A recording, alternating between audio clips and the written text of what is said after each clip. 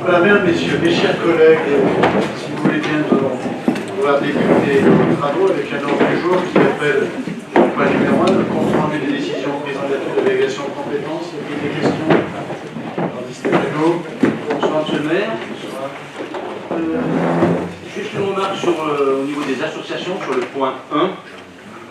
Je suis surpris que vous ayez signé une convention pour la Villa Roland pour le Kung Fu. Il me semblait que la Villa Roland était plutôt réservée pour le bridge, pour un peu de... C'est une assemblée générale du Kung Fu. Mais ils n'ont pas fait de Kung Fu dans la Villa Roland. C'est l'assemblée générale. D'accord. Bon. Merci. Très bien. Le point, rassurez-vous, on n'a pas détruit les vitraux. Le point numéro 2, il s'agit de l'installation d'un nouveau conseil municipal du fait de la démission de Mme Leroy. J'ai l'honneur d'accueillir au sein de notre conseil municipal Alain Giraud. Et je vous demande de déclarer installé M. Alain Giraud en qualité de conseiller municipal de la commune de Divonne-les-Bains. Et j'invite M. Giraud à prendre place. Bravo.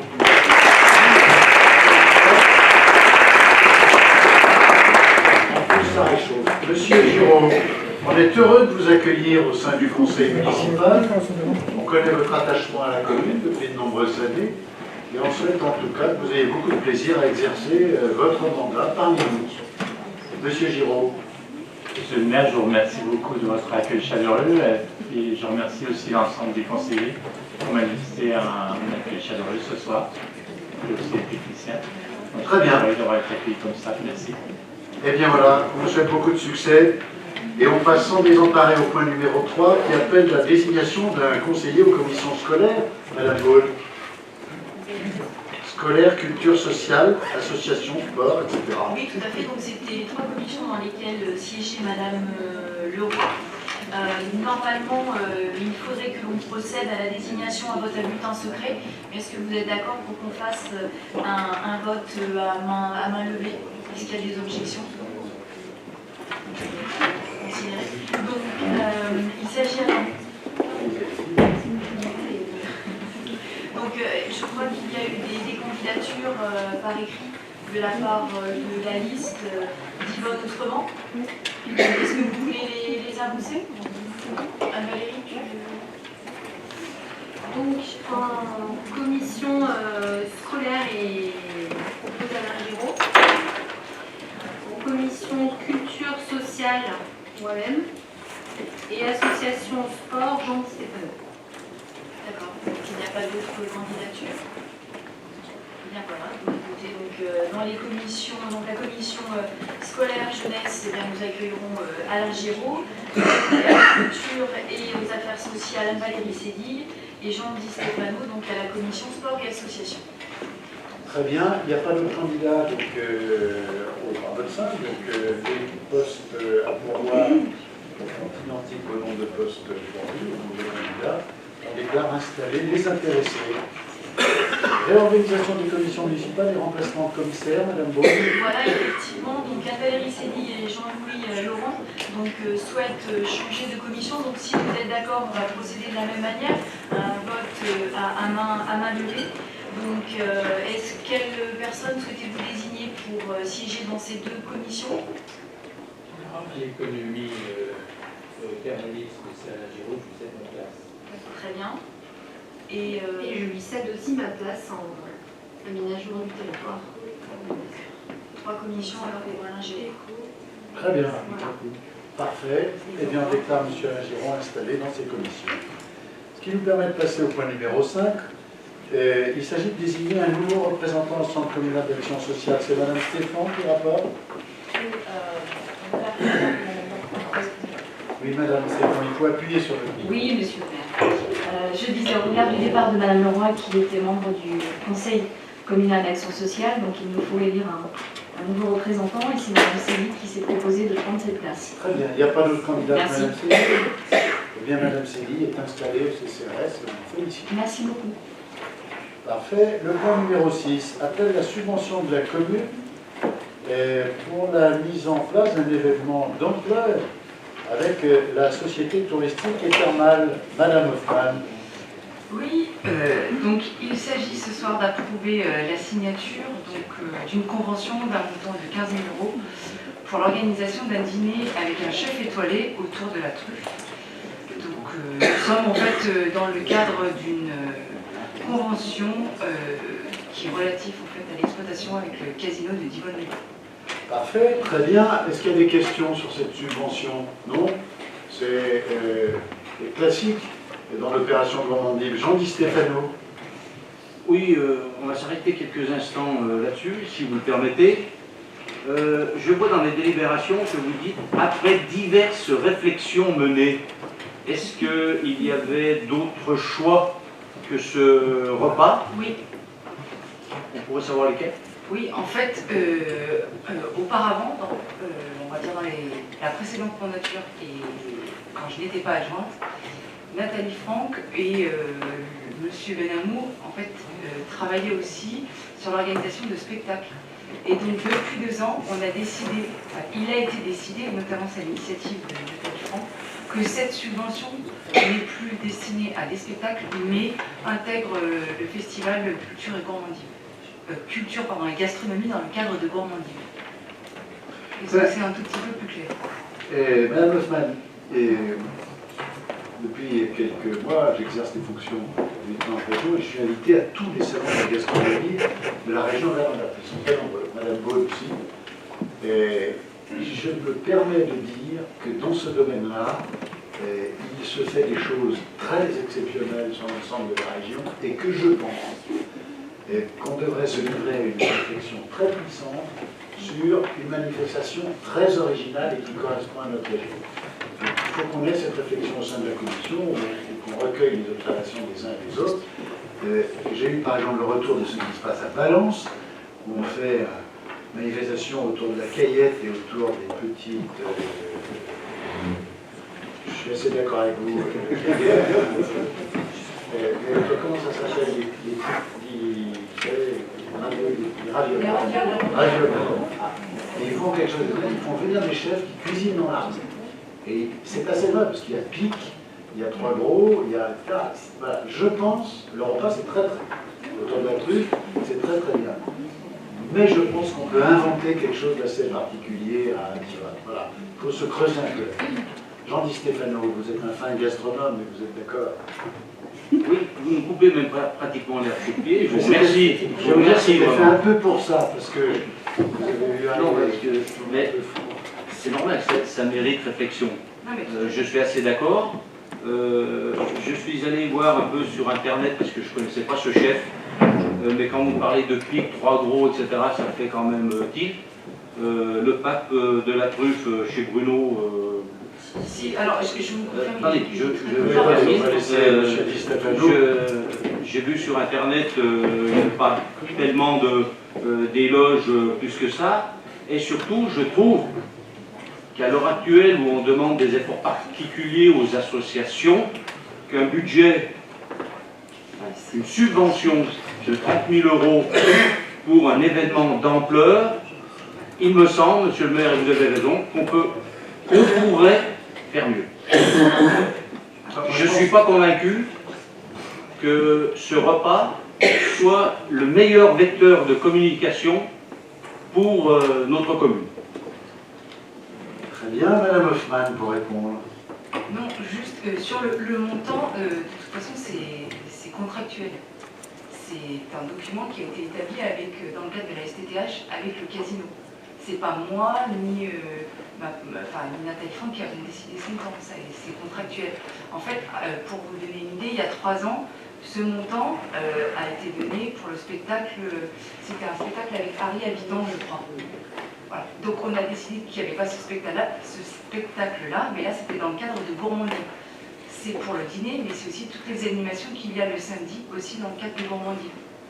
Notamment, il y a un atelier chocolat avec... le partenaire Caillé qui vient tout l'après-midi. Puis après, il y a d'autres partenaires. En tout cas, c'est dans ce cadre-là. Mais j'entends bien ce que vous dites. Non, je pense que cette manifestation sera une belle manifestation. L'année dernière, ça avait eu un très beau succès. Et là où je crois une voie, c'est une réflexion sur un événement qui se distinguerait de ce qui se fait. Voilà. Et quand je regarde nos collègues dans les différentes communes de la région, je m'aperçois qu'ils ont eu des réflexions et qu'ils changent régulièrement le type d'événement. Si vous prenez par exemple les entretiens Briare-Savarin-Belay, c'est une manifestation dans la rue et il y a beaucoup de monde. Mais si vous prenez l'aspect entre guillemets intellectuel, l'aspect conférence, il y a de moins en moins de monde parce que c'est répétitif, c'est pas créatif. Donc je pense qu'il faut sans arrêt changer. Et voilà, c'était le sens de mon propos. Très bien. Sur cette délibération, est-ce qu'il y a d'autres questions? Oui, Jean et Stéphanie. Je voulais juste rappeler que l'article dans la Convention le 8.2, je crois, autorise à hauteur de 25 000 €. Et pour la petite histoire, j'ai lu qu'on ne pouvait faire une manifestation que dans le théâtre du Solier ou à l'Esplanade. Charles-Adamont. Non, ça a été modifié dans la Convention. D'accord. Celle que j'avais, c'était pas modifiée. Non, parce que c'est celle de l'année dernière. D'accord. Donc c'était modifié cette année. Ça a été modifié cette année en accord avec le casino, justement, pour qu'on soit dans ça a été modifié. D'accord. Et juste pour finir, quel est le budget de cette manifestation? C'est peut-être secret. Alors, il n'y a rien de secret, c'est que si je vous répondrai, il n'y a rien de parce que je ne connais pas exactement. Je sais que le domaine donne...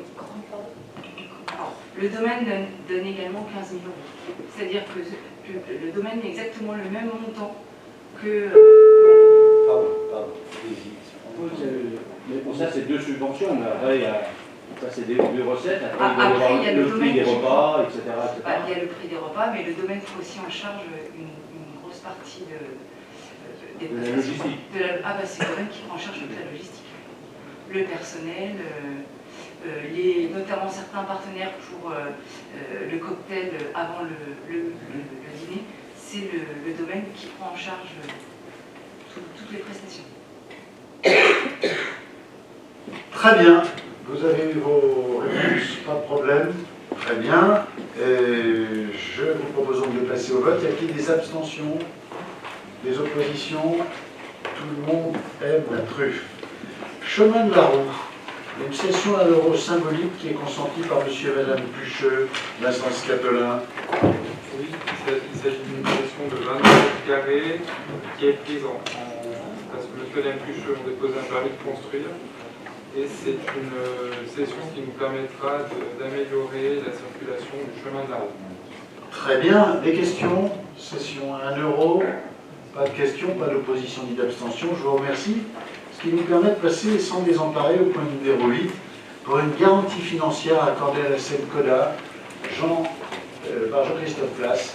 Oui, merci Monsieur le maire. Donc effectivement, il s'agit de répondre le point 8 et le point 9. Donc il y a deux demandes de la SEMCODA de garantie financière. Donc le point 8, donc la SEMCODA sollicite de la commune la garantie financière pour 4 emprunts à hauteur de 917 000 €. Donc, ce prêt est constitué de 4 lignes de prêt et donc c'est destiné à financer 6 logements en prêt locatif à usage social et 2 logements en prêt locatif aidés d'intégration avenue des Thermes à Yvonne-les-Bains. Voilà, donc il est demandé au conseil municipal d'approuver cette garantie à hauteur de 100% pour le remboursement de ces prêts d'un montant de 917 000 €. Voilà, et puis les caractéristiques financières, d'approuver les caractéristiques financières de chaque ligne de prêt. Donc en détail. Donc là, on est sur l'avenue des Thermes. C'est la même délibération sur Opidum 5. Alors, c'est différent sur... On va d'abord voter sur la première. Sur la première, il y a des questions. Des oppositions? Oui, Jean-Luc Stéphano, pardon. Comme toujours, est-ce que aujourd'hui, on connaît le montant de la dette garantie? Bien sûr, elle figure toujours en annexe du budget. ça fait partie des documents que l'on publie avec que l'on indique obligatoirement. En revanche, je ne sais pas si on l'indique en capital ou si on indique l'amortissement en l'état. Oui, le restant. Alors, autour de 20 millions. les collectivités ne peuvent garantir plus de 50% du montant total de cette règle des fonctionnements. En ce qui concerne le niveau de l'EMA, le montant total à ce jour des annuités relatives aux garanties d'emprunt est de 1 71 717,14 €. Ça, c'est l'annuité. C'est l'annuité. Le montant des recettes est de 18 millions, d'accord. Je n'ai pas le total là. Donc il faudra qu'on vous le donne. Non, comme c'est de l'ordre de 22 millions. Alors, dites-nous, l'annuité 1 million et le total en cours de garantie 20 428 000. Donc, ce que je veux simplement dire, c'est que Avec votre micro, s'il vous plaît. c'est bien de faire du logement social, mais au niveau de nos dettes garanties, même si la SEMCODA c'est une excellente signature, notre dette garantie augmente et c'est intéressant pour le Divonais ou l'Assemblée délibérante de savoir à quelle hauteur nous avons garanti la dette pour la plupart à la SEMCODA et surtout pour quelle annuité. Très bien, oui, bien sûr. Je rappelle qu'on n'est pas seul à garantir, malheureusement. Et je rappelle que la Caisse des dépôts et consignations ne prête pas si on ne garantit pas. C'est pour ça, en fait, qu'on a l'impression que c'est négligent De la Caisse. Mais quand ce sont des bailleurs sociaux qui Micro. en dehors de la SEMCODA, on est aussi appelé en garantie. On peut aussi être appelé en garantie. Je crois qu'on a été appelé en garantie sur la SHM de l'Inde. Non, laquelle? Sur Solar. Solar. Sur Vivacité. C'est donc à chaque fois, en fait, il y a un financement de la Caisse des dépôts. C'est ça. C'est une exigence. Hein? Voilà. Oui. Justement, parce que aussi c'est important de montrer justement à tous les Divonais et à la population qu'en fait ce sont les communes qui sont donc légalement obligées de garantir ces prêts, et que c'est certes quelque chose qui pèse sur les communes. Et donc on voit l'effort qui est fait par les communes pour le logement social à travers ces garanties de prêts. C'est pas le seul effort, hein. Je rappelle que souvent on met à disposition les terrains, et parfois on les donne, parfois on les vend à un prix très réduit, et parfois on les donne en amphithéose. Hein. Voilà, pas d'autres questions? Donc pour abonder dans le sens de Jean Stéphano, c'est effectivement un engagement de la commune sur ces montants-là, ce qui vaut finalement de la dette, parce que si demain la SEMCODA vient à faire défaut, la commune se portera sur ce montant-là. On est bien d'accord. C'est la raison pour laquelle nous nous abstiendrons. Je rappelle qu'en face, vous avez la garantie sur le capital et sur le patrimoine. Hein, c'est-à-dire que quand on garantit sur un immeuble, on s'en emprunt sur combien là, 50 ans? Si jamais il y a une défaillance, vous récupérez l'immeuble et vous continuez à louer pour amortir aux mêmes conditions de prêt. La difficulté, c'est s'il y a une bulle spéculative sur l'immobilier et que l'immeuble ne vaut plus rien. À Divonne-les-Bains, le risque est relativement. Et si la frontière se ferme un jour, Divonne-les-Bains sera peut-être un peu surcoté. Non, parce que vous aurez une belle usine d'embouteillage d'eau. Voilà. Est-ce qu'il y a d'autres questions? Pas d'autres questions? Pas d'opposition, mais une abstention. 2 abstentions. Très bien. On passe ensuite à un PIDOM. Alors, point numéro 9, effectivement, là, c'est une garantie financière pour le programme Rue René Vidard. Donc là, c'est un accord de principe qui est sollicité pour, donc, effectivement, pour 12 logements. On est prêt à couvrir 12 logements. Donc en PLUS aussi, 8 logements, et en PLAI, 4 logements. Donc là, j'ai le montant des prêts qui sont sollicités à titre indicatif, donc on serait autour de 1 500 000. Alors effectivement, ça reviendra en conseil municipal sous la forme de la délibération précédente, lorsqu'on aura tous les détails. Très bien. Voilà. Merci. Des questions? Même vote, j'imagine. Oui, pardon, Jean Stéphano. Moi, un projet de délibération où on met un accord de principe, vous nous l'avez déjà fait et on vous a dit que ça ne nous convenait pas. Je pense qu'on peut donner une délibération avec un montant. Marquer qu'il y a un accord de principe, c'est presque un chèque en blanc, sans le mot. Alors, oui. Donc, ça c'est le premier point. L'autre point, je connais les logements à Oppidum. Faire du logement social là-bas, qu'est-ce que ça veut dire en termes de loyer pour quelqu'un qui peut aller, qui peut accéder à ces 12 logements? Alors ce qui se passe, c'est que c'est notifié dans la rédaction. On est sur du plus et du PLAI. Donc on est sur le PLAI, c'est du logement social qui est le moins cher, et du plus c'est du moyen en termes de loyer. C'est-à-dire niveau 3, 4 ou alors, comme ça? On va dire que le PLAI c'est du niveau 1, moins cher, et le plus c'est de l'intermédiaire. Voilà.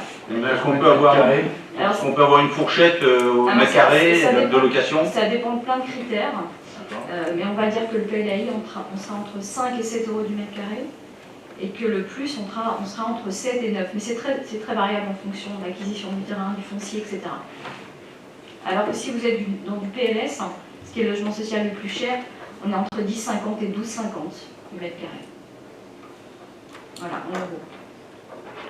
Donc là, on a la chance d'avoir un très gros programme de mixité sociale, et en plus avoir du logement social, on va dire, le plus accessible possible. Je me suis laissé quand même dire qu'il y avait 50% de pré-commercialisation pour la plupart des gens qui habitent le Golfe. Après, comme pour toute opération immobilière, la commercialisation pour commencer les travaux, c'est 50%. Ouais. Et sur cette opération, très clairement, le promoteur étant un promoteur Moyen-Orient, il va commercialiser 50% des biens pour des gens du Moyen-Orient. Pour respecter là-bas. Après, on n'a pas de contrôle sur l'origine des acquéreurs. Tout ce qu'on doit garantir, c'est les 20% de logements sociaux sur les opérations. C'est le cas pour Oppidum, parce qu'à l'époque c'était 20%, aujourd'hui c'est plutôt 30% de logements sociaux sur les opérations. Ce que je voulais simplement faire ressortir, c'est que un logement social de 80 mètres carrés à Oppidum, c'est 1000 euros.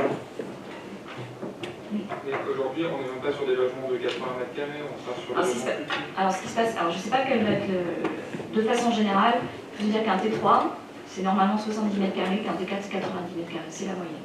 Voilà. Multiplié par le prix du mètre carré que j'ai annoncé. Oui, 8 ou 9, on y est. Voilà. Très bien. Pas d'autres questions. Je rappelle qu'il y aura bien un vote, cette fois sur l'engagement définitif, Jean-Luc Stéphano.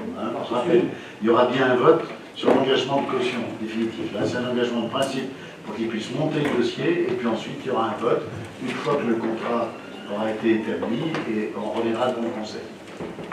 Voilà, pas d'autres questions. Y a-t-il des abstentions? Peut-être une remarque, monsieur le maire, oui. Puisqu'on parle de logement social et de construction de logement social, c'est un sujet qui intéresse la commission aménagement du territoire, sur lequel on travaille beaucoup, puisqu'il y a des objectifs ambitieux pour la commune en matière de logement social. On voit que tous les programmes contribuent au développement de logements sociaux. Il faudra encore faire des efforts supplémentaires pour arriver aux objectifs que nous nous sommes fixés. Ce sera aussi un des volets du prochain PLU. J'insiste sur le fait qu'il faut que tout le monde contribue, y compris des gens qui font peut-être des programmes de moins grande ampleur, et qu'il faut qu'on se batte fermement au niveau de la commission en particulier, mais de l'exécutif également, contre toutes les techniques qui consisteraient à contourner la règle qu'on a fixée, c'est-à-dire le seuil de 5 logements pour arriver à développer du logement social. Ça commence à se voir, et les gens détournent un peu le système pour faire des tranches et pas forcément entrer dans nos objectifs. Mais s'il y a des détournements, et on a des moyens, et le moyen c'est de faire traîner les permis de construire.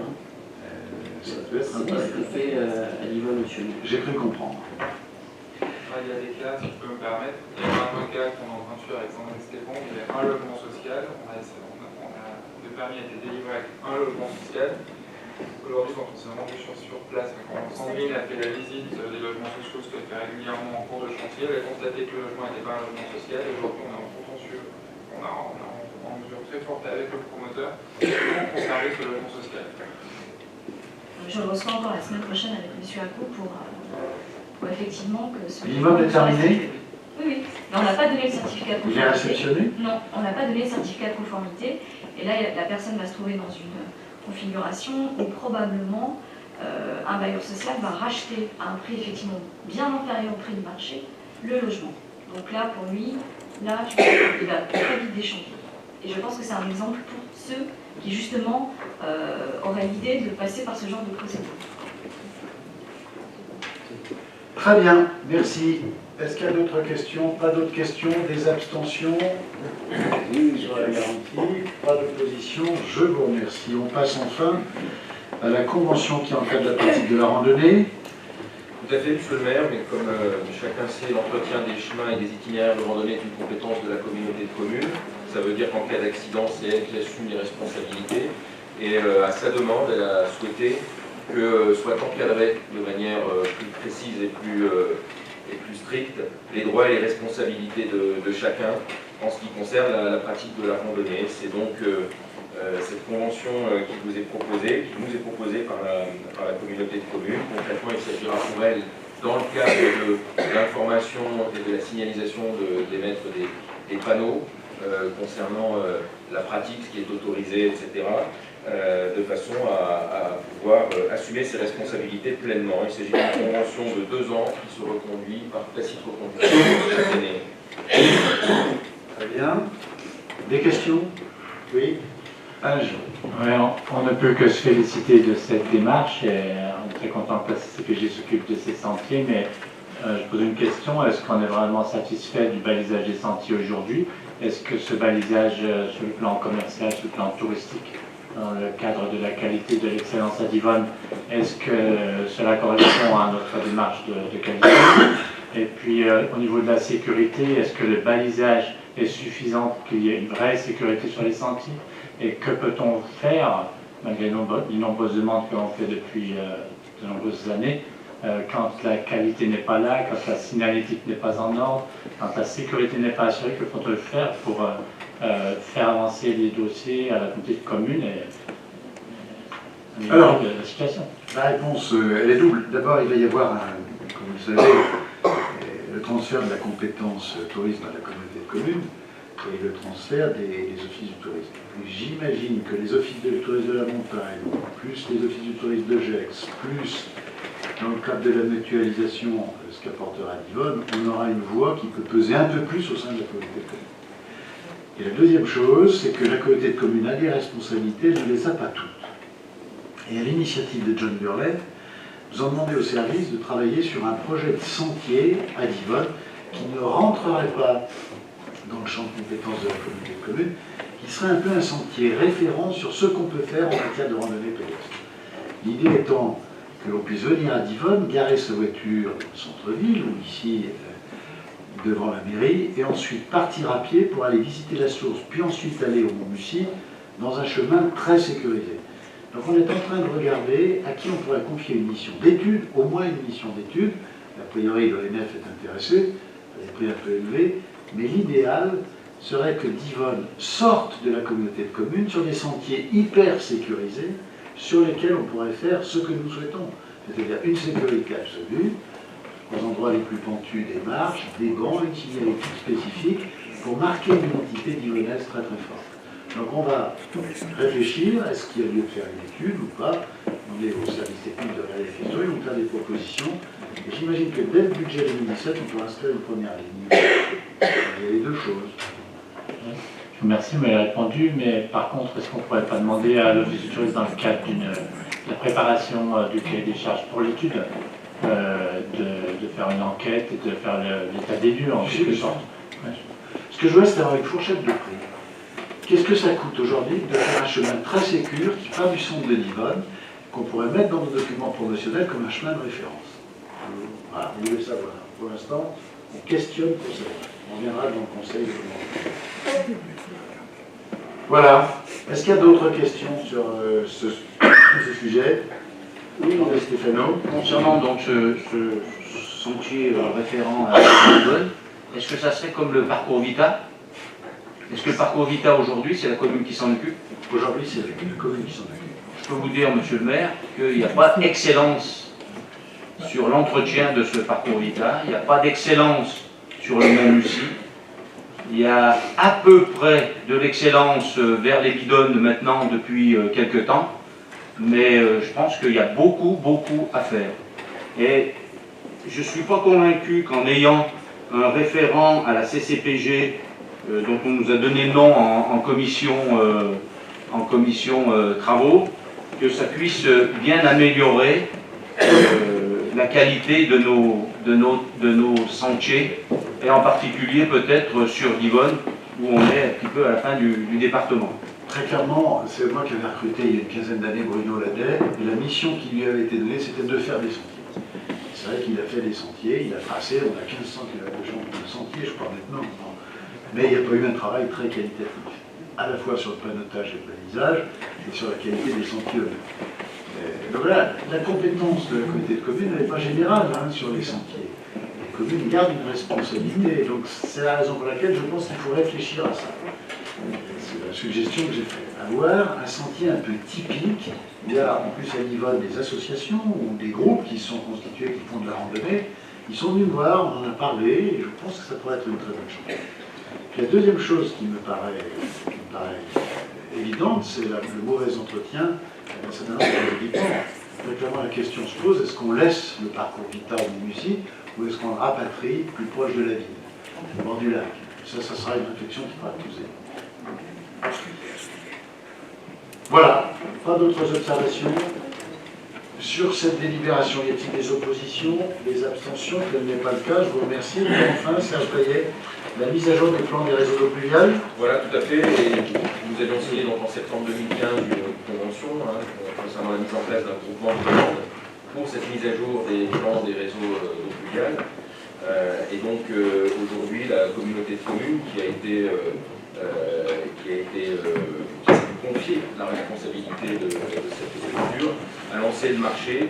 C'est donc la société Sopreco qui a été retenue, une société de Bordeaux dans le Doubs, pour un montant de 8 665 € hors taxe, pour donc une tranche ferme de 2 999 € et 2 tranches optionnelles, dont l'une qui concerne l'intégration des réseaux de fontaines publiques que nous avons demandé pour ce marché. Très bien, merci. Des questions sur ce marché? Quelle échéance la compétence eau pluviale passe à la communauté de communes? Est-ce que c'est utile pour la commune de Divonne-les-Bains de faire une mise à jour du plan des réseaux d'eau pluviale alors que la communauté de communes reprend la compétence sur 2018? Vincent Scattelin. Pardon. En fait, ces travaux, c'est pour commencer à préparer la prise de compétence par la communauté de communes des réseaux d'eau pluviale. Et c'est la mise à jour de l'ensemble des réseaux. C'est le groupement de commandes qui a été, à travers ce groupement de commandes et à travers l'uniformisation des données qui sera faite sur la communauté de communes, qu'on intervient. C'est que la commune a mandaté ce chantier. C'est un travail préparatoire en fait. Très bien, d'autres questions? Oui. Est-ce que dans la préparation justement de l'état des lieux de ces travaux, est-ce que vous tenez compte du besoin de ceinturer le lac en réseau d'eau pluviale? Non, là, c'est pas possible dans ce on arrête sur 10.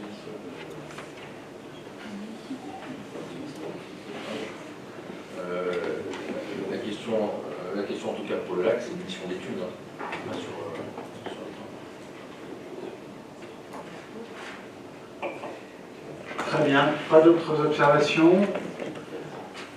Parfait, l'ordre du jour est épuisé. Et je vous propose de passer aux questions diverses.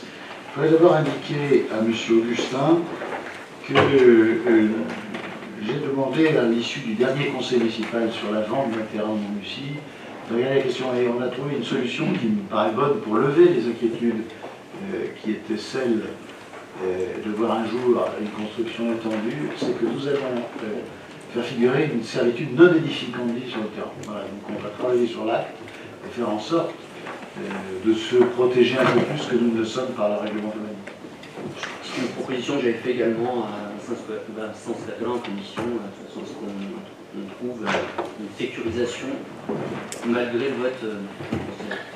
Très bien, mais on va travailler de manière très étroite là-dessus. Voilà, en second lieu, j'ai reçu des questions de Jean Di Stefano. Une première sur le point d'étape sur le dossier d'embouteillage de l'eau.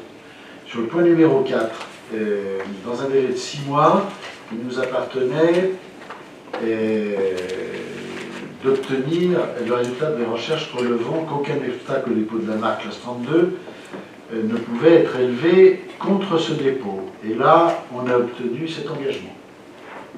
En second lieu, il dit qu'il en est 5 mois, la signature du contrat, il faut que la société Andrenius produise un plan d'affaires. Elle s'est engagée à nous le produire pour la mi-novembre. Ensuite, dans un délai de 3 mois, il était prévu une étude de sol qui porte sur le terrain. L'étude a été faite, elle a été faite par la société Andrenius, qui confirme ce que nous disions. Hein. C'est un terrain qui en dessous est un terrain très humide, c'est du marais, et qui en dessus a été, la constructibilité a été améliorée par l'apport de matériaux qui sont tassés au fil du temps. Et c'est un terrain qui est un terrain de matériaux apportés. Donc, la société, l'étude confirme ça. Hein. Ce n'est pas un terrain extraordinaire pour construire. Comme tous les terrains dans la zone d'activité. C'est la société Andrenius qui a fait le... C'est la Andrenius qui a fait l'étude. Qui a fait l'étude du sol. C'est ça, qui a fait l'étude de sol. Bien sûr, elle est construite dessus. Bien sûr, il y a une promesse de vente de terrain, bien sûr. Et c'est ce qu'il y a de mieux, parce que souvent, il y a des procès en responsabilité. C'est le vendeur qui fait l'étude de sol, le constructeur n'est pas content, il se retourne contre le vendeur qui se retourne contre celui qui a fait l'étude de sol. Donc il vaut mieux que ce soit le propriétaire du terrain qui le fasse. Dans un délai de 4 mois de signature du contrat, l'étude hydraulique de la source Mélodie, elle est en cours. Et ça, c'est nous qui la faisons. Ensuite, dans une signature, la signature d'acte authentique de vente de terrain, dans un délai de 3 mois suivant la réalisation de la dernière des autres conditions suspensives. C'est en cours. Le dossier est chez le notaire de la collectivité qui est en train de constituer le dossier pour aboutir à la vente. Question numéro 2. Excusez-moi, oui. Vous pouvez juste me dire à quelle date on a signé le contrat? La signature exacte. C'est le jour du conseil municipal? Le 15 octobre. Non. 15 juin, pardon. Oui, c'était quand il y avait les campagnes et les photographes. C'est ça.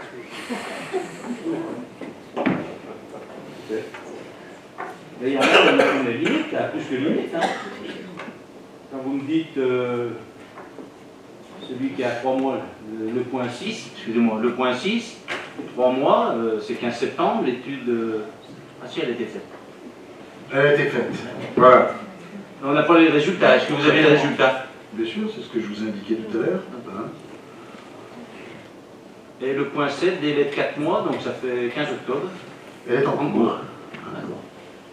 Voilà, non, mais je vous assure que les services suivent ça de manière très très précise, monsieur Di Stéphane. Hein. Très très précise. Alors, il peut se passer toute une série de changements, et puis évidemment. Hein. Ce qu'on voulait avoir, c'est vraiment un point d'étape. Ce que je vous propose, je suis Jean Di Stéphano, c'est de les aborder en commission. Parce qu'il y a un certain nombre de sujets sur lesquels il faut qu'on puisse travailler en commission économique. Hein. Bon, mais vous n'y êtes plus, Madame Céline. Vous y êtes resté. Alors ça, c'est une bonne nouvelle. Voilà. Question numéro 2. C'est le démarrage de la construction de l'ESP. Écoutez, c'est Semcoda qui a un permis. Aujourd'hui, le permis a été attribué. Il y a une modification qui va être faite sur le permis. Et qui... voilà, Semcoda lance les opérations de construction quand elle le souhaite. Alors vous savez qu'il y a un recours sur le permis, et Semcoda a le choix d'attendre que les recours soient purgés, ou Semcoda peut prendre le risque de commencer à construire. C'est à Semcoda de décider. Vous ne pouvez pas vous rapprocher un peu de Semcoda pour savoir à peu près quand est-ce que... Alors nous l'avons fait pour dire que nous souhaitons que la maison médicale se construise rapidement. Non, ce que nous souhaiterions, c'est que les voisins qui ont fait un recours comprennent enfin que l'intérêt général, c'est de construire une maison médicale et que je ne désespère pas qu'à un moment ou à un autre, on comprenne dans nos villes que l'intérêt général prime sur les intérêts particuliers. Et que les intérêts particuliers, je ne veux pas qu'on construise à côté de chez moi. Je suis gêné parce que j'ai un peu moins de soleil. Ça s'évanouit lorsqu'il s'agit de questions qui touchent à la santé publique. Et je ne désespère pas que dans notre pays, on puisse avoir un peu encore de conscience civique. Voilà, merci Jean-Guy Stéphano. Merci de m'avoir permis de le dire. Point numéro 4, question numéro 3, pardon. Le point d'étape sur le futur centre nautique. Jean-Guy Stéphano nous interroge pour savoir si la commission ad hoc a été constituée. Alors, c'est Jean-Christophe Place qui est délégué à ce dossier, qui avance à grands pas. Alors, le dossier effectivement avance. La commission n'a pas été encore constituée. Mais nous allons la constituer très rapidement. J'avais dit fin du mois, j'avais dit à la rentrée, fin du mois de septembre. Là, on en a encore discuté. Donc, d'ici, je pense, une quinzaine de jours, on enverra la première convocation. Ça fait suite en fait à la réunion qu'on a eue, qui a eu lieu au mois de juin, où l'ensemble du conseil municipal était convié, le conseil des seniors était convié, et puis le conseil des jeunes. Je sais que j'ai été interpellé sur le compte rendu de la réunion, il est validé de mon côté, je sais qu'il est en procédure de signature et de revue, j'espère qu'il va vous parvenir au plus vite.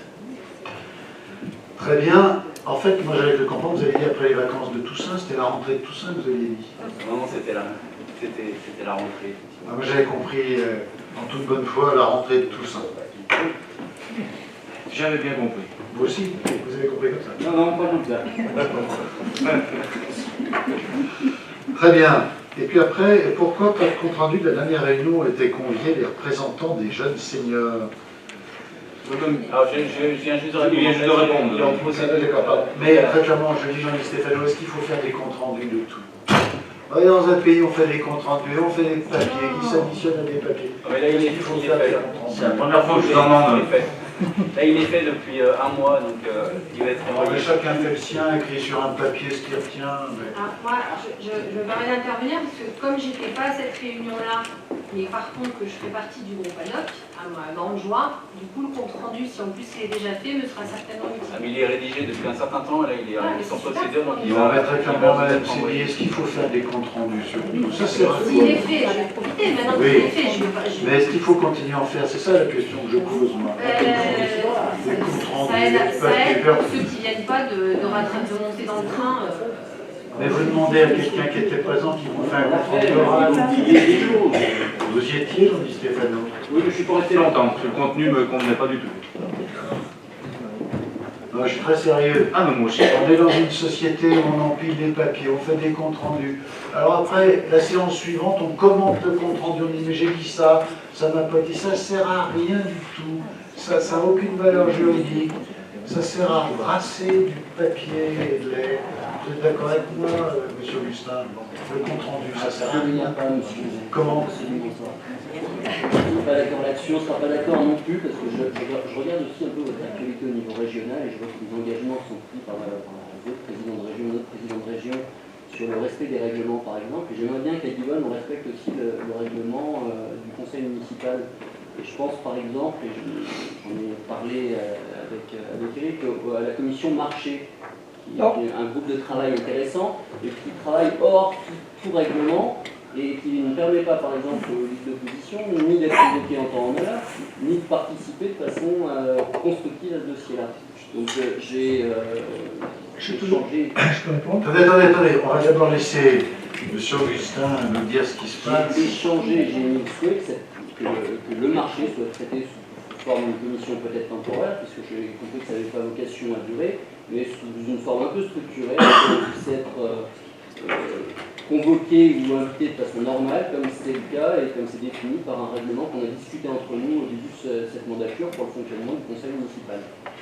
Très clairement, la commission marché, c'est un petit groupe de travail, là aussi.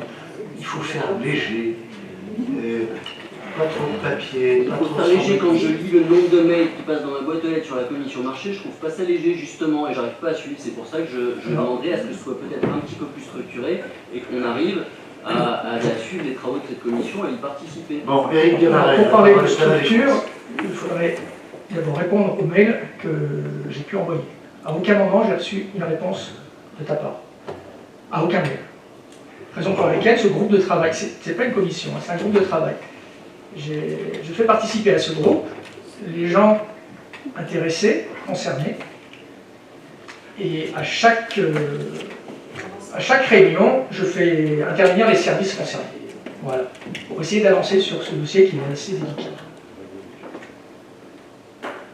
c'est pas une réunion, mais il y a les services qui interviennent.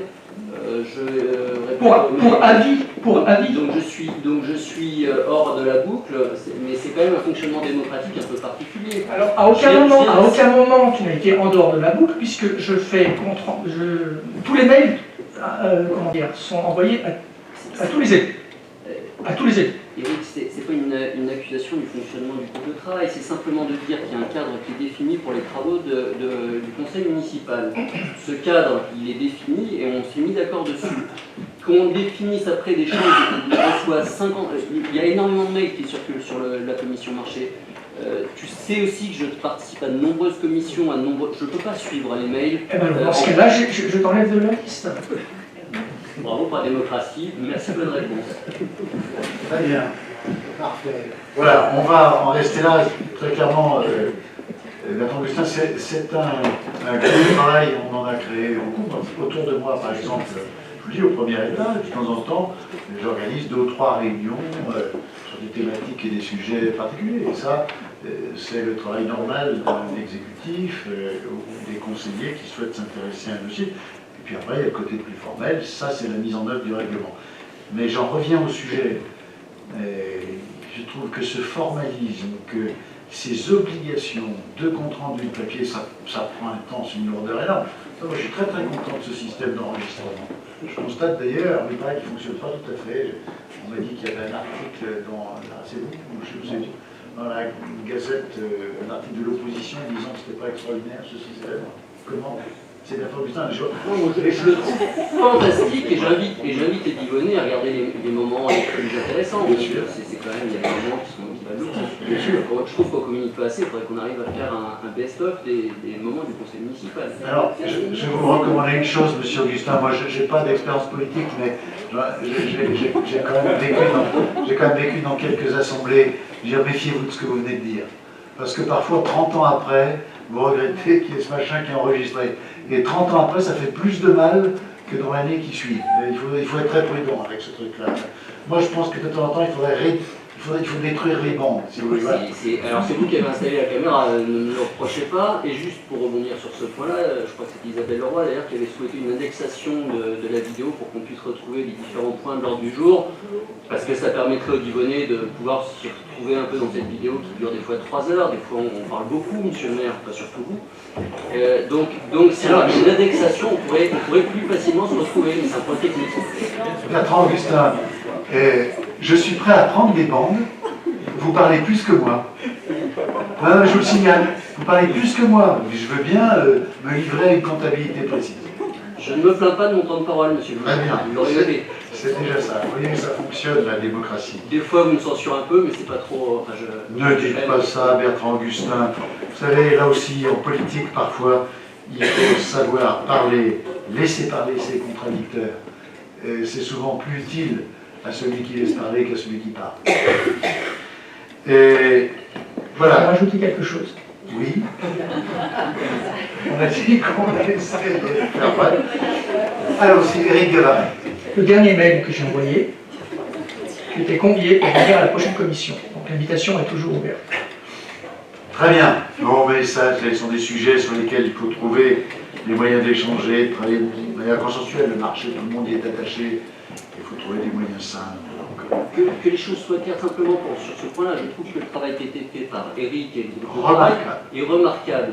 Et simplement, je dis qu'autant faire des études, etc., c'est tout à fait intéressant. Quand il s'agit d'aller plus loin et d'avoir une démarche plus approfondie, je regrette qu'il n'y ait pas une démarche plus structurée, que les listes d'opposition ne soient pas représentées de façon un peu plus formalisée. Ce n'est pas le formalisme qui m'intéresse, c'est ce que garantit le formalisme, parce que le règlement, il permet aussi un exercice de la démocratie. Très bien. Merci beaucoup. Je vous propose maintenant de passer à la question numéro 4. C'est sur le centre nautique Jean Di Stefano. On a répondu lors du dernier conseil municipal à plusieurs questions, Madame Céline vous le dira. Mais pour être très très clair, oui, on a eu des plaintes, oui, on a eu aussi des témoignages de grande satisfaction. Voilà. Bon. Mais c'est comme ça. On reçoit régulièrement des avis sur... Monsieur Di Stefano parle du fonctionnement de la piscine. Donc évidemment on les prend en compte, évidemment on écrit systématiquement à la société Comsport quand on a des plaintes, elle n'a pas par réponse, ensuite elle nous contacte, pour expliquer ce qui s'est passé. Vous me demandez si la gestion de Comsport m'a séduite. Je vois que j'ai séduite. Moi, j'ai jamais été séduit par Comsport. Mais sa gestion, c'est la gestion d'une société qui prend en charge un équipement lourd. Et c'est vrai qu'il y a des problèmes. Alors, les problèmes, ils sont de plusieurs ordres. Et c'est là où il faut que nous fassions le tri. D'abord, on a une piscine qui a vieilli. C'est un équipement qui a considérablement vieilli. Il y a un demi-siècle, on a investi dessus, et maintenant, le rythme d'investissement devrait s'accroître si on la garde telle quelle. Donc, il y a des dysfonctionnements qui sont inhérents à la structure même de la piscine. Et ça, on ne peut pas les imputer à Comsport, on peut les imputer à la commune. Et puis après, il y a d'autres dysfonctionnements qui sont inhérents à la gestion de l'équipement lui-même. C'est du manque de personnel, c'est du défaut d'entretien sur les douches, sur les vestiaires. Et là, c'est de la responsabilité de Comsport. Donc, on n'a pas manqué de lui faire part de notre mécontentement sur un certain nombre de points. Troisième question, Comsport doit nous faire un rapport sur l'exploitation. Et ce rapport, en général, on l'a fin octobre, début novembre. Et dès qu'on l'a, il est communiqué au conseil municipal. Donc, on vous le passera. Voilà, la question numéro 5. Pardon, oui. Question par rapport donc à Comsport et à sa gestion, le futur centre nautique, etc. Je pense qu'il ne verra pas le jour été 2017. Donc Comsport pourra rentrer encore dans l'appel d'offres sur la saison 2017. D'accord. Donc ça veut dire qu'à l'issue, je ne sais pas si vous les avez déjà rencontrés, il y aura un nouveau cahier des charges qui va être transmis pour que la saison 2017, si on n'est pas dans le cadre du nouveau centre nautique, la gestion soit améliorée et performante. Alors, il y aura une discussion avec Comsport sur ce sujet-là. Donc là, la procédure, c'est la suivante. On a un rapport. Ouais. En commission, on le commente, on est d'accord, on n'est pas d'accord. Et moi, je serais disposé à ce qu'il soit examiné en conseil municipal et que, le cas échéant, vous ne fassiez pas, ou en commission, vous ne fassiez pas vos observations et vos suggestions d'amélioration. Ou de nouveaux prestataires. Il y aura un nouveau appel d'offres, c'est comme ça que ça fonctionne ou pas? Alors là, l'appel d'offres arrive à échéance quand? Oui, encore un an. L'année prochaine, c'est ce sera Comsport. encore Comsport. C'est ça. Donc à nous d'être Exactement. fermes et sur ce qu'on veut. Alors ensuite, un point sur le village des associations. Qui est-ce qui rapporte sur ce dossier? C'est Vincent Scatolin. Aujourd'hui, on a fait l'acquisition de plusieurs terrains qui manquaient pour la réalisation du village des associations. Ça a fait l'objet de plusieurs débats au sein de cette assemblée, parce que c'est des terrains qui ont été portés par l'EPF de l'Ain.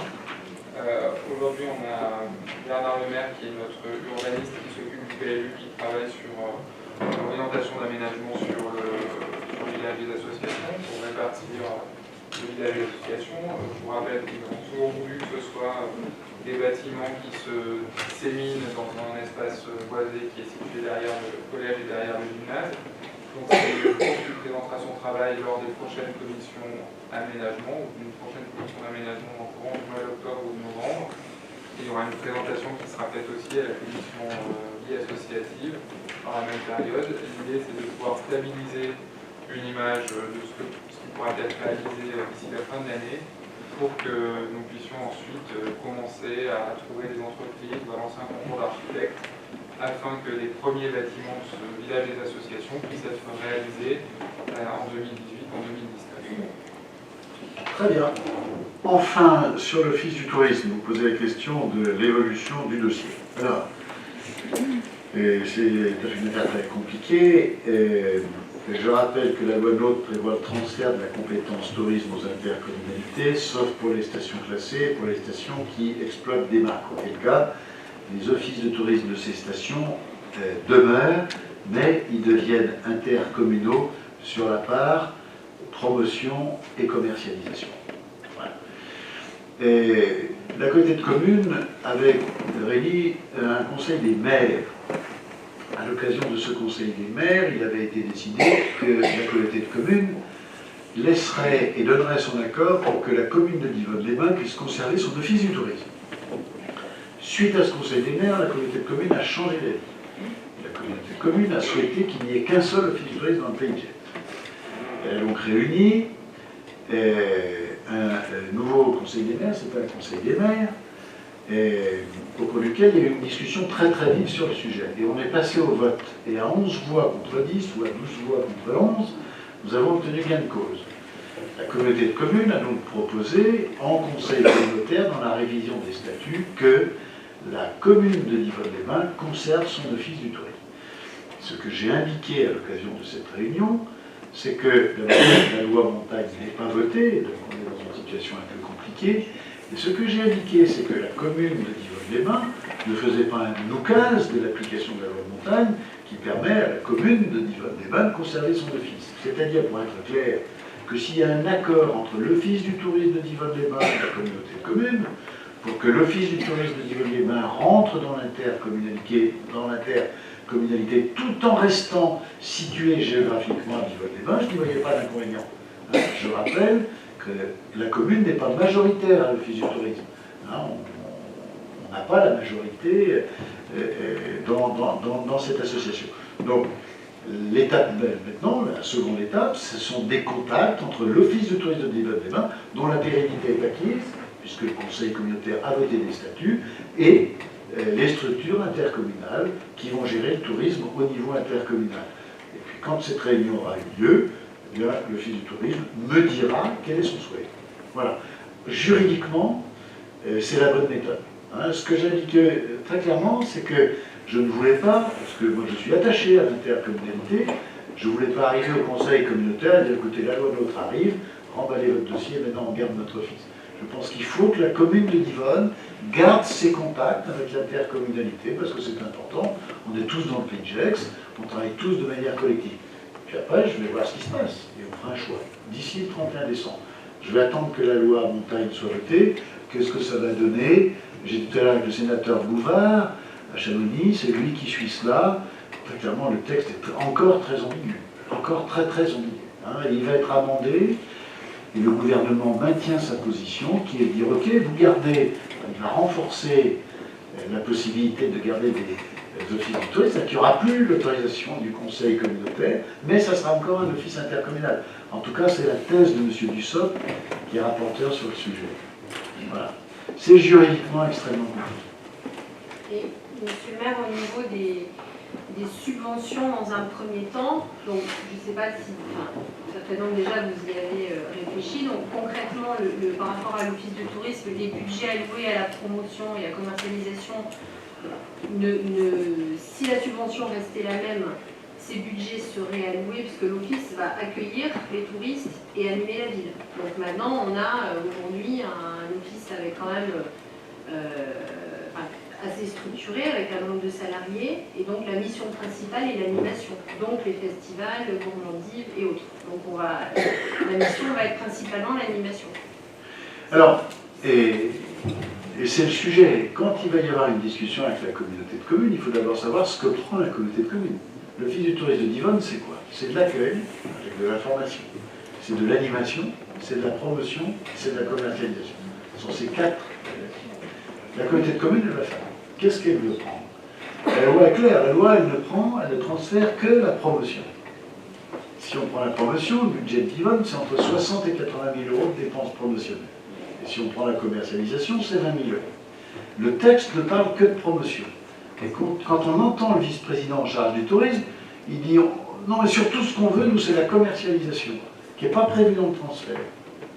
Donc c'est le premier bug juridique auquel nous avons à faire face. La deuxième question qui se pose ensuite, c'est de répartir dans le budget les affectations dans une comptabilité analytique sur ces quatre fonctions. Que fait la communauté de communes sur l'accueil? J'ai cru comprendre qu'elle prenait l'accueil. L'accueil, c'est beaucoup de personnel. C'est en plus 7 jours sur 7, parce qu'on est un office de tourisme classé, qu'on a des contraintes, et qu'on est station classée tourisme. Donc, qu'est-ce que ça représente? Et que fait la communauté de communes? Elle prend ou pas l'accueil? Ça veut dire, pour être clair, est-ce que la communauté de communes de Pigex va gérer les points d'accueil à La Faucille, à Gex, à Saint-Genis, à Ferney, au Fort-l'Écluse et à Divonne-les-Bains? Ça fait 25 ou 30 salariés. C'est quand même pas rien. C'est la raison pour laquelle, je le rappelle, j'avais proposé à la communauté de communes un système complètement différent qui consistait à garder tous les offices du tourisme et à créer soit une association, soit une SPL qui fédérait les activités promotionnelles. Et je ne sais pas pourquoi. On s'était mis d'accord là-dessus au Conseil des maires, elle a changé d'avis. Voilà, donc c'est le premier point. En tout cas, que veut la communauté de communes? Qu'est-ce qu'elle prend? Et à quoi ça correspond dans le budget de l'Office du tourisme de Divonne? Il va falloir par exemple répartir les personnels. Moi je pense qu'il y a des agents qui travaillent à la fois à l'accueil et à la promotion. Il y a des agents qui travaillent à l'accueil et à l'animation. Donc ça va être quand même un travail un peu compliqué. Et c'est là où je crois qu'il faut que le président et le directeur fassent comprendre à la communauté de communes que la solution la plus simple, ça serait que cet office, mais je vous dis, il faut attendre que la loi montagne soit votée, ce soit un office communal et qu'on se mette d'accord dans une convention avec la communauté de communes pour mutualiser la promotion, l'animation, je ne sais pas ce qu'elle veut, la communauté de communes. Mais le problème qui se pose aujourd'hui à nous, mais c'est très français, c'est que au lieu de répondre de manière très pragmatique et concrète, comme font nos voisins suisses, pour poser les problèmes de manière pragmatique, on les pose juridiquement et un peu idéologiquement. On veut de la communauté de communes, on veut du pouvoir. C'est pas la réponse. Ce qu'il faut, c'est de savoir quel est le meilleur système pour qu'on ait le plus d'activités touristiques dans le pays de Gex. Le bon raisonnement, ça devrait être ça. Bon, mais nous, c'est pas ça. On raisonne en termes de droit, on raisonne en termes de structure, on veut des offices de tourisme comme ça, on veut des mécaniques. Ici, là, le tourisme, c'est pas de la mécanique, c'est du commerce. Voilà. Et c'est là où on a les discussions. Enfin, moi, je respecte infiniment, vous savez, je l'ai dirigé pendant 18 ans, la communauté de communes du pays de Gex. Il y a des sujets sur lesquels on a des intérêts qui sont parfois qui ne sont pas concordants, ce qui n'est pas grave. Mais très clairement, en droit, la communauté de communes, la commune, in fine, une fois que la loi montagne aura été votée, si elle n'est pas détricotée, et je rappelle que le gouvernement sur le sujet est plutôt sur des offices intercommunaux, même s'il reste des compétences intercommunales gérées par un office communal. Donc c'est ça, juridiquement. Parce que la loi NOTRe, c'est extraordinaire. La loi NOTRe, elle vous écrit, vous avez une marque, vous êtes station classée tourisme, vous pouvez garder un office de tourisme communal, mais l'exercice de ces fonctions, c'est intercommunal. Vous ne pouvez pas gérer la promotion en dehors de l'intercommunalité. C'est juridiquement quelque chose d'un peu de tordu, quoi. Alors, est-ce que la loi montagne va clarifier? Moi, très clairement, j'en suis pas sûr. Voilà, donc l'étape suivante, discussion avec le président et le directeur de l'office du tourisme. Vous les comprenez bien, et je ne veux pas être ambigu. C'est qu'on a voulu rentrer au conseil communautaire en disant, écoutez, faites ce que vous voulez, de toute façon, c'était pas une bonne manière, et ça ne correspond pas à ma vision de l'intercommunalité. Monsieur le maire, juste pour que ce soit... Monsieur Di Stefano d'abord, et puis je vous donne la parole. Juste pour que ce soit bien clair, parce que j'étais là le soir où vous êtes intervenu, je parle sous votre couvert, vous avez dit que si la loi montagne vous donnait la possibilité d'être communal, d'avoir un OT communal, vous feriez quand même le choix d'être intercommunal. Sur la promotion, sur la promotion et sur la commercialisation. C'est-à-dire que, je vais être très clair avec vous, Jean-Di Stefano, je pense moi qu'il faut garder un office communal, mais que les activités promotionnelles et les activités de commercialisation, on les mène avec le reste du pays de Gex. Voilà. Ça ne me gêne pas, je partage assez. Ce qui me surprend le plus, c'est qu'on vote un principe sans savoir ce que va devenir la taxe de séjour, sans savoir ce que va devenir les recettes de prélèvement des jeux. Alors, le prélèvement des jeux... Excusez-moi, j'ai posé des questions à beaucoup de maires. Personne ne sait. Jean-Di Stefano, j'étais à la commission des finances de l'Assemblée nationale et je peux vous garantir que sur le prélèvement des jeux, j'ai veillé au grain et que désormais, il y a un certain nombre de collègues qui veillent au grain. Il y a le sujet de Bénodet, où l'actuel garde des Sceaux, M. Roy, a tout fait pour mettre la main sur le point des jeux. On l'a quand même fait échouer. Et pourtant, il avait fait délibérer la commission des lois.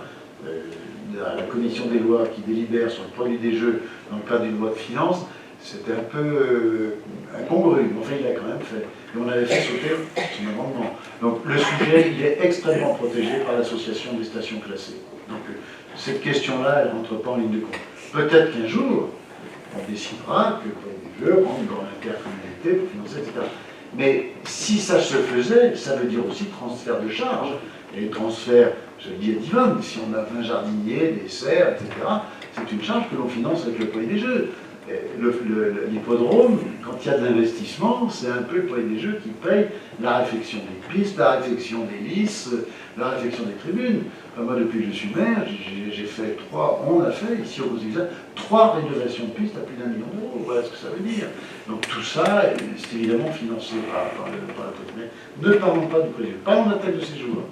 La taxe de séjour, là, le texte semble assez clair. C'est qu'une fois que la communauté de communes a pris sa délibération de créer une taxe de séjour intercommunale, ce que la communauté de communes n'a pas fait pour l'instant. Une fois qu'elle a voté, les communes délibèrent pour dire ben, nous, finalement, chez nous, on garde notre taxe de séjour. Donc, Vincent Scatolin a cette mission-là, il surveille de très très près l'ordre du jour du Conseil communautaire, et si demain, eh ben, on se posera la question. Moi, je pense qu'il faut que nous gardions notre taxe de séjour. Je vous dis très clairement, la taxe de séjour, elle a un avantage. C'est que dans le transfert de compétences, vous fixez les transferts de charges par une commission, par une CLEP, vous savez, la commission locale d'évaluation des charges transférées, et vous l'arrêtez à l'année N. Vous dites le 1er janvier 2017, il y a un transfert. Donc, le 1er janvier 2017, on arrête les dépenses et les recettes. Moi, je le fais actuellement à la Chambre régionale des comptes pour le transfert des compétences de transport de la région, où on évalue les locomotives, les trains, etc., les gares, les panneaux qui sont aux stations de bus, etc. Bon, là, il se passe la même chose. Vous faites une évaluation des charges et une évaluation des recettes. Et quand vous avez fait ça, eh ben, vous vous mettez d'accord pour savoir qui paye quoi. Hein. Donc, en l'état actuel des choses, ce sujet n'a pas été abordé. La communauté de communes prend la compétence, mais elle finance sur ses comptes propres. Donc, pour être clair, la subvention que nous donnons à l'Office du tourisme, si par exemple notre Office du tourisme passait à l'intercommunalité, il faudrait évaluer ce que représente la promotion, l'animation. Si la communauté de communes ne prend pas l'accueil et ne prend pas l'animation, il faudrait l'évaluer pour qu'on le sorte du budget et que l'on ne finance que ce qui est transféré. Pour avoir des compensations de charges à l'euro près. Et pourquoi est-ce que je ne souhaite pas que ça se fasse sur la taxe de séjour? Parce que la taxe de séjour, elle est évolutive. Et l'intérêt de la commune qui a des responsabilités lourdes dans le domaine touristique, actuellement, a priori, le permis de construire a été attribué pour la construction d'une résidence hôtelière importante à Nivonne, c'est quand même 100 chambres. 100 chambres, c'est 40 à 50 000 euros de taxe de séjour supplémentaire. Cette croissance-là, elle tomberait dans les caisses de la communauté de communes, alors même que nous, on garde des responsabilités dans le domaine touristique et qu'on souhaite continuer à les développer. Donc je pense que la taxe de séjour, il faut qu'elle reste communale, c'est mon avis. Voilà. Jean-Christophe Place, pardon. Oui, je voulais juste préciser ma compréhension. Donc dans l'émission de l'Office de tourisme, on a l'accueil, l'animation, la promotion, la commercialisation.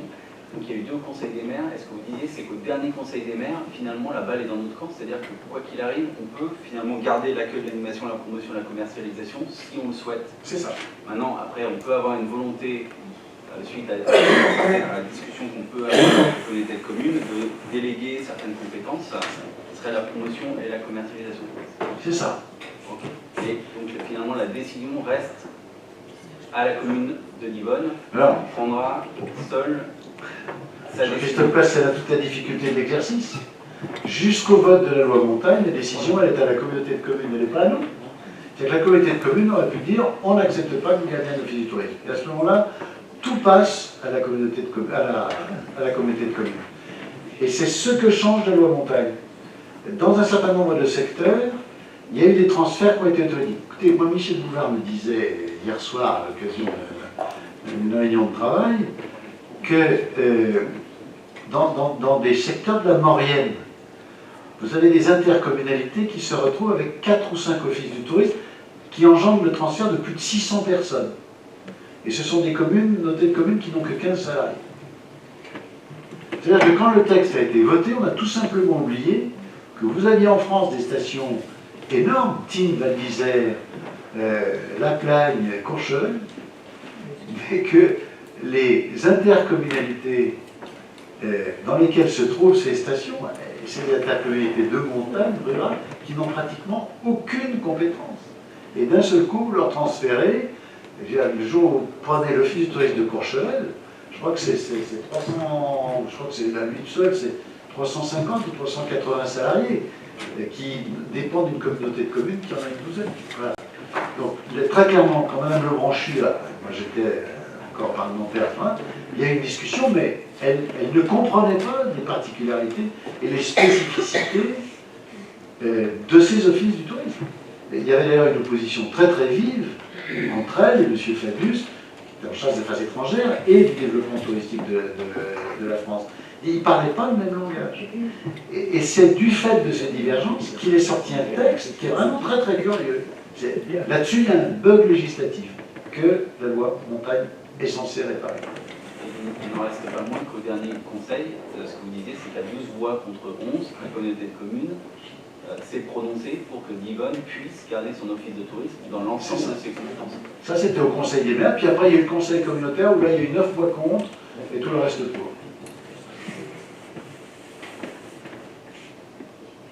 Il y a eu du lobbying. Ah bon? Voilà, Alain Giraud. Personnellement, j'ai encore pas tout, j'ai bien compris la complexité de tout ce que vous présentez, mais sur le, par exemple, si on voulait demain le réexpliquer à nos partenaires de l'économie touristique à Divonne, on aurait bien du mal quand même. Et la question, c'est par rapport à l'Office du tourisme de Divonne, c'est que depuis l'Assemblée générale, on n'a pas eu de réunion, on n'a pas eu d'informations, on a réclamé des informations, on ne les a pas eues. Est-ce qu'on ne pourrait pas essayer d'informer quand même les partenaires de Divonne? Vous dites que le conseil municipal est minoritaire dans l'association. L'association n'a absolument pas travaillé sur le sujet. Moi, je suis trésorier, je n'ai aucune information. Je suis à la réunion l'autre soir, je découvre petit à petit. Est-ce qu'on ne pourrait pas avoir une vraie réunion, une vraie explication claire et précise avec quelque chose quand même? Parce que là, en plus, il y a eu beaucoup de flottements là, au niveau des personnels, des informations qui sont passées, les personnels ont reçu les informations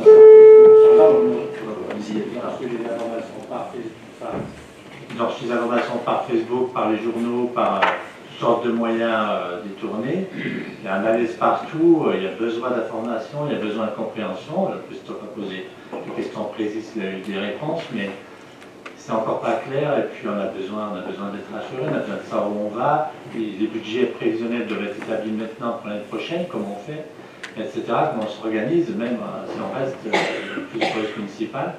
Question, moi je suis trésorier, je ne sais vraiment pas où aller là. Ouais. Bon, moi je suis très disponible, et je le redis, pour expliquer à l'Office du tourisme la position de la commune.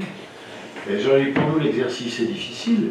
Moi, je ne crois pas dans un ensemble comme le Pays de Gex, un splendide isolement de Divonne qui dit laissez-nous, on fait ce qu'on veut, sans coordination avec la commune. Je le redis, hein, Divonne a été une des communes qui a piloté l'intercommunalité, alors peut-être parce que j'en ai assumé la présidence, alors qu'elle n'y avait pas intérêt. Divonne peut vivre seul, hein. Le Poirier des Jeux, qui plus est demain, si on va au bout de cette opération d'embouteillage, il y a des recettes supplémentaires, une fiscalité qui se tient bien, une taxe de séjour qui se tient bien. Donc, moi je pense que l'intercommunalité, elle est indispensable dans notre pays. Voilà la raison pour laquelle je le redis, c'est peut-être là où ma phrase a été ambiguë. C'est que j'aurais pu dire le soir du conseil communautaire, écoutez, votez ce que vous voulez, maintenant il y a une loi qui va arriver, je fais ce que je veux. Et c'était pas une bonne manière, parce que ça ouvrait des cicatrices sur toute une série de sujets. Le transport public, les transports, c'est une compétence qui est déléguée à la région. La région va la subdéléguer, enfin va la déléguer ensuite aux intercommunalités. Et alors si Divonne est dans un isolement absolu, on est un peu, comment dirais-je, marginalisé sur la question des communications avec Coppet et Genève. Ben, c'est pas une bonne manière. Qui plus est, travailler dans un ensemble de 100 000 habitants à des projets qui porteraient à la fois le port d'Écluse, à la fois la station de ski, à la fois le tourisme industriel de Saint-Genis-Pouilly, je veux dire, ça peut avoir beaucoup de sens. Voilà pourquoi je n'ai pas claqué la porte. Et voilà pourquoi j'ai dit que, nonobstant le fait que la loi Montagne arrivait, je voulais un vote de la communauté de communes pour être d'accord avec elle. Et on est d'accord, puisque la communauté de communes nous donne cette compétence. Maintenant, le président, le directeur vont discuter avec la communauté. Et puis on va voir, on est souverain, on est libre. Hein. Mais je le redis, promotion et commercialisation, à mon avis, il faut que ça reste un accord. Donc, pour terminer à Giraud, moi je suis prêt à rencontrer l'Office du tourisme, le bureau, l'Assemblée générale. Faites-en part au président, moi je lui dirai ça demain matin au téléphone.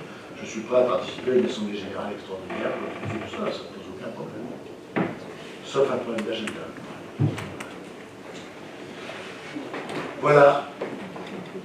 est-ce que je peux me permettre de faire une observation à Jean Di Stefano? Les 6 questions qu'il a posées sont plus longues que le conseil municipal. Donc désormais, je vais vous donner le soin de l'ordre du jour. Comment? Enfin. C'était des sujets importants au niveau de l'information. Oui, mais le conseil municipal, Jean Di Stefano, il est fait pour essayer vraiment qu'on en parle tranquillement. Et qu'on aille vraiment sur des sujets d'actualité. Voilà, on est sur des sujets. Non, c'est des sujets. Non, c'est pas ça comment dire, la règle en matière de questions diverses, c'est pas tellement ça. Là, vous êtes sur des sujets qui sont traités dans le cadre de délibération. Voilà. La formation, c'est autre chose. Oui, mais du coup, si ces questions sur l'embouteillage de l'eau, étant donné qu'il n'y a pas eu de commission économie depuis le mois de juin, et que je voulais les poser en commission économie et avoir des réponses, vous voyez, à un moment, là au moins, on est tous autour de la table, entre guillemets, et on peut tous avoir des informations d'autres commissions. Enfin, moi, je trouve que c'est intéressant, et peut-être que le sujet sur l'office de tourisme a peut-être intéressé d'autres collègues qui ne sont pas dans la commission tourisme. Ça veut dire aussi, Madame Céline, qu'il y a toute une série de sujets que vous pouvez inscrire et qu'on ne peut pas faire 2 conseils municipaux, un qui décide et l'autre qui reprend les têtes pour informer. Donc, je comprends très bien votre observation. J'ai siégé dans la minorité et il y a besoin d'informations. Il y a peut-être aussi d'autres méthodes ou des choix sélectifs pour qu'on se concentre. Voilà, on a le temps, ce soir il y a l'heure du jour. Mais j'imagine un conseil municipal qui se termine, ça arrive en 11h30 du soir, et que Jean Di Stefano arrive avec sa liste de cours, nous serions plus amis. C'est jamais arrivé.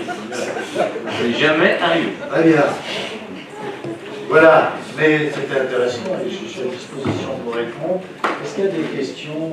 Vincent Scotolin voulait ajouter quelque chose. Est-ce que quelqu'un souhaite ajouter quelque chose? Non, personne? Oui. Roger Boisgeau. Oui, merci Monsieur le maire, merci Mesdames et Messieurs les conseillers municipaux. Le temps passe vite, ça fait 2 ans et demi que la mandature a commencé, et puis vous ne serez pas surpris si je vous dis que j'ai quand même pu assez rarement profiter de cette ambiance de conseil municipal, très professionnel, mais néanmoins fort sympathique à chaque fois. Et ceci n'étant pas amené à changer, j'ai pris la décision de démissionner de mon mandat. Et j'en profite pour remercier Bertrand pour tout le travail qu'il fait, avec l'engagement qu'il montre à chaque fois. Et puis je terminerai par souhaiter à chacun d'entre vous de bénéficier de toute l'énergie nécessaire à continuer pour écrire l'histoire, l'avenir de cette belle cité de Divonne, tout en espérant lui garder son âme comme étant la colonne vertébrale de votre action. Et je vous remercie. Très bien, Roger Loisel, merci. Moi, je voulais au mon tour vous remercier. La vie est ainsi faite qu'on prend des responsabilités professionnelles, si j'ai bien compris. Elles sont parfois extrêmement lourdes et elles justifient les difficultés que l'on peut avoir pour siéger dans un conseil municipal. Ça me permet aussi de dire que les fonctions du conseil municipal, quand on les exerce pleinement, elles sont terriblement prenantes. Il y a beaucoup de commissions, beaucoup de réunions, beaucoup d'informations échangées. Donc je comprends parfaitement que du fait de responsabilités lourdes, il soit parfois difficile d'aller au bout du mandat. Moi je regrette votre départ. La vie est ainsi faite. Je voulais au nom de tous mes collègues vous remercier pour ce que vous avez fait au sein de ce conseil. Et à mon tour, vous souhaitez beaucoup de succès dans les responsabilités très lourdes, je crois. Et donc vous avez la charge. Voilà, merci. Voilà, donc au prochain conseil municipal, eh bien, il y aura une nouvelle installation. Ça sera le 9 novembre. Comment? Il y a un changement de date. Ah, c'était prévu le 3 parce que vous n'étiez pas disponible. Merci beaucoup et bonne soirée.